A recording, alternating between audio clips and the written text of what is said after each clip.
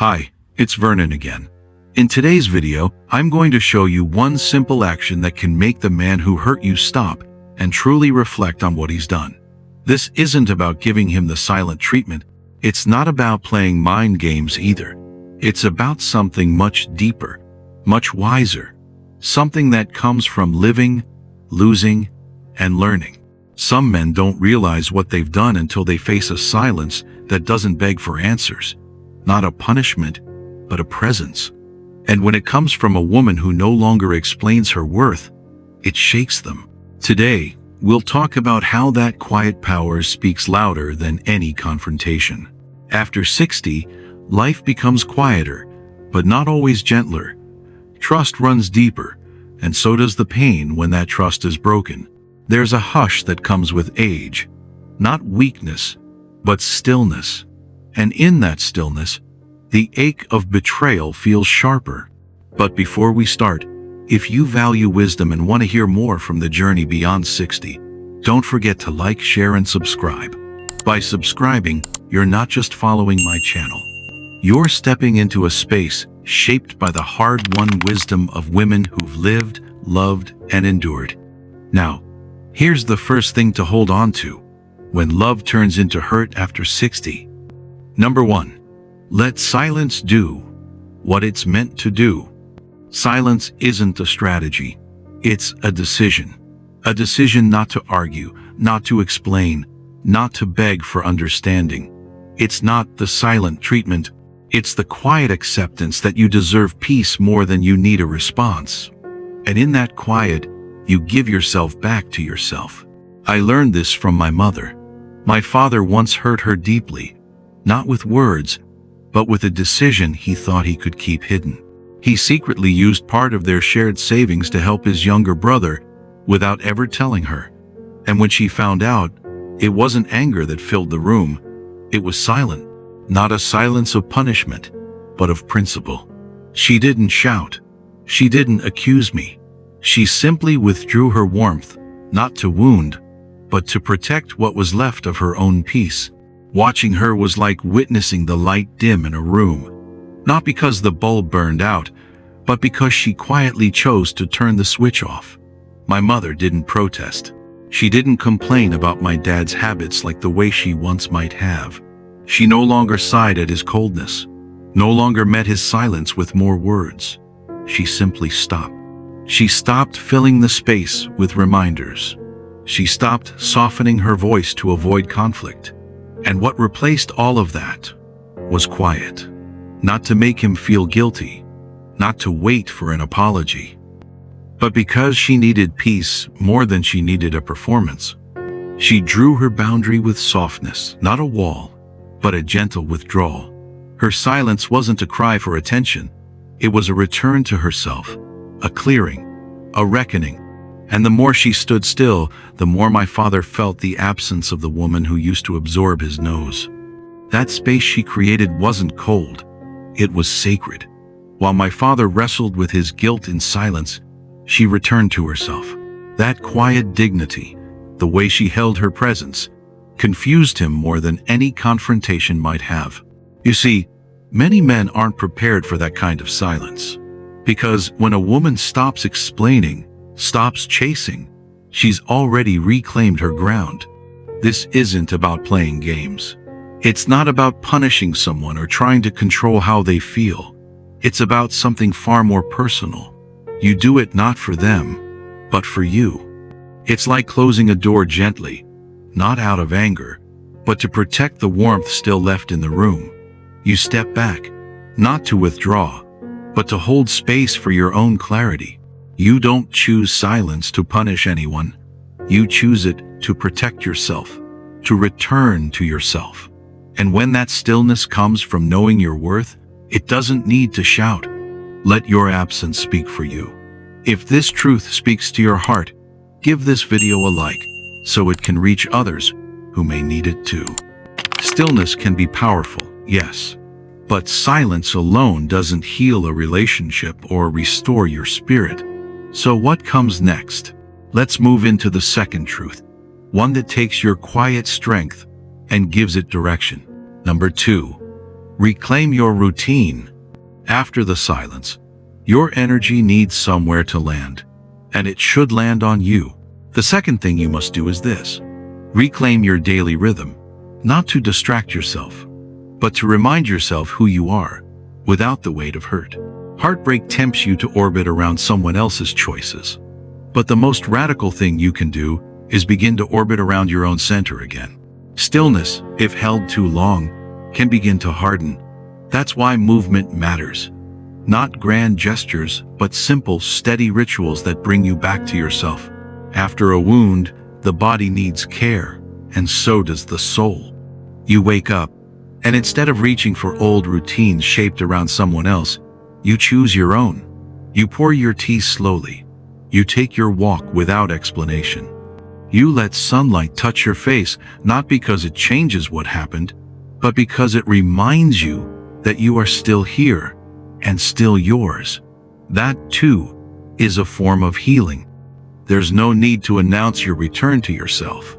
Healing doesn't require an audience. It requires presence. Like Marcus Aurelius once wrote, "The tranquility that comes when you stop caring what they say or think, and when you stop wishing things were different. The shift happens not in noise, but in the soft reweaving of your rhythm, a slower morning, a steadier breath, a gaze that meets the world not with pain but with quiet knowing." These aren't acts of rebellion. They are sacred invitations to return, to soften, to remember. Because the true healing lies not in fixing the past, but in honoring the self that endured it. When a woman returns to her rhythm, she doesn't just find order. She rediscovers her essence, her femininity, her grace, her quiet strength that asks for nothing, yet transforms everything. In caring for your routines, you begin to mother yourself. You become your own sanctuary.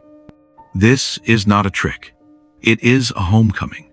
And if something in this speaks to your heart, like this video, it can reach another woman who needs to remember she still belongs to herself.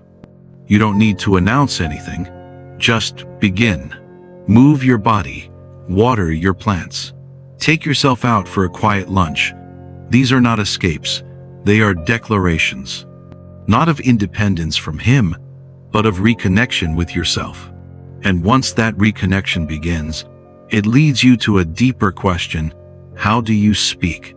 Not with your words, but with your presence. That brings us to the next part. Number 3. Calmly put the truth on the table. Before doing this thing, make sure your heart is truly at peace. Not numb, not avoiding, but genuinely steady. Only then should you sit down with him, the man who hurt you, and speak, not from the wound, but from the wisdom that pain has shaped. That's when you put the truth on the table, with clarity, with calm, and with no intention to argue, only to be seen. Not as a demand, not as a plea, but as a woman who knows her worth, and knows that love cannot live in a space where clarity is absent. You don't need a dramatic confrontation, just a steady heart and an open spirit. Sit down with him, not to wound, but to speak. Speak with the quiet courage of someone who has walked through the storm and found herself still standing. Say what needs to be said, not with anger, but with clarity, not with bitterness, but with boundaries. Tell him calmly what hurt you, where the line was crossed. Say it not because you expect him to fix it, but because it's your truth to voice. The wound may still be there, but if it no longer controls you, then you are free enough to speak to it and to him. Speak not to accuse, but to negotiate peace between your truth and his silence, between what was and what could still be, if both choose honesty. This isn't about closure, it's about clarity, because there's a moment, often overlooked, when a woman who has made peace with herself finally chooses to speak, not from hurt, but from healing. And in that moment, she is untouchable, not because she has control over him, but because she has reclaimed the conversation for herself. As Carl Jung once wrote, We do not become enlightened by imagining figures of light, but by making the darkness conscious. This is that moment, the naming of what hurt, so it no longer hides. If this speaks to your truth, give this video a like, so that another woman may find the courage to speak with calm and walk with clarity. Now, let's step into the next part you must do, the part where healing starts to shape the future. Number 4. Focus on your own growth.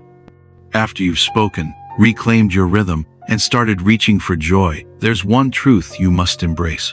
It's no longer your job to fix him. Now is his time to reflect on what he did, not yours. Your role now is to return to yourself. Focus on building the woman you're becoming. Whether you're 60 or 70, your value deepens with every moment spent investing in yourself. You are not standing still, you are growing. As the saying goes, a woman is most powerful when she stops waiting to be chosen and starts choosing herself. It's natural to hope he'll understand, reflect, transform.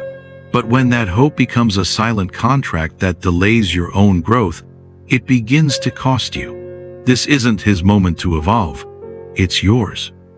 Your time, your strength, your clarity, they don't belong on pause. You've spent enough nights wondering if he'll realize what he's lost. Now is not the time to watch his story unfold.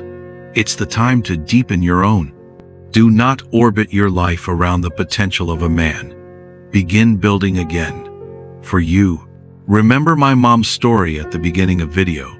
After she withdrew into silence, she didn't just wait for my dad to notice. She returned to herself.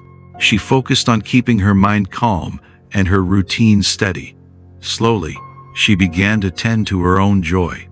Once she had spoken her truth, and my dad finally began to understand the gravity of what he had done, she didn't shrink back into her old role. She stepped forward into a new chapter. She joined book clubs. She traveled with her friends. She took cooking classes not to serve, but to savor. She stopped living in response to my dad and started living from her own center. That's what it means to focus on your own growth. Maybe for you it's making new friend. Maybe it's reading again. Or maybe it's simply allowing yourself to be more than someone's partner. Whatever it is, it begins now. You are not standing still. You are becoming. You are not waiting. You are rising. The strength of a woman over 60 is that she no longer needs permission to choose herself. And the wisdom is this: when you stop waiting, you start becoming. As Viktor Frankl wrote, when we are no longer able to change a situation, we are challenged to change ourselves. Let him wrestle with his growth. You rise. If this truth lands where it needs to, like and share this video, so another woman can step out of the waiting room and into her life.